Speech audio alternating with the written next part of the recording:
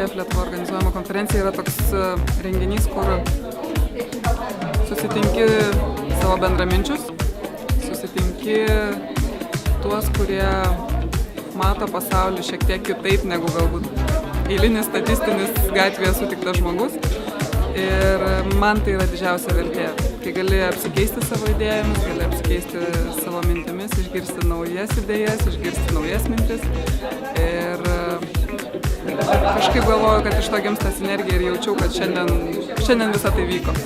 Jo, tai ačiū labai. Man iš tikrųjų labai patiko keletą insightų. Pavyzdžiui, tai, ką aš galvojau, kad yra kultūriniai skirtumai, amžiaus skirtumai, pasirodo, kad tai yra visai ne tas. Во-первых, это было очень тепло, во-вторых, это было очень профессионально, начиная с места, с организации, с того, как для нас, для гостей, собственно, организовали весь процесс. И я получила большое удовольствие от общения с аудиторией, потому что мне кажется, что здесь ICF Литва продемонстрировал очень серьезный, глубокий подход. Viskas labai faina. Mane ką tik paklausė, ar labai pavargau.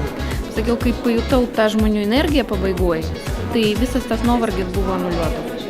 Tai jėga, kad ne paskutinį kartą, kuo daugiau žmonių ir tiek įžvalgų, tiek minčių yra ties ko pamastyti artimiausią savaitę.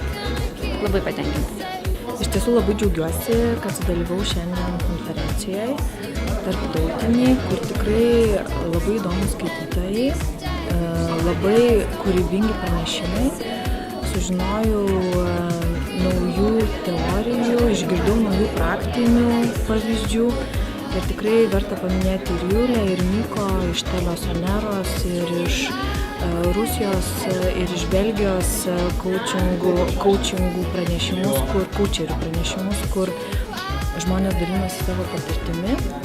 Labai smagu sudalyvauti konferencijoje, kur yra daug prijaučiančių žmonių coachingui, padiskutuoti darbo grupelėse apie tai, kaip coachingas įmonėse pas juos yra įgyvendinimas, kokios problemos, kokius iššūkius suteikia šitas visas procesas.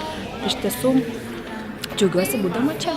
Diena buvo intensyvi, reikalaujanti fokuso, susikaupimo ir daug energijos, tai šiuo metu galiu pasakyti, kad pavyko, buvo gerai, detalizuoti galėsiu vėliau, kai apmąstysiu ir šiek tiek pareflektuosiu to klausimą, bet tikiu, kad kitais metais bus dar geriau. Iki.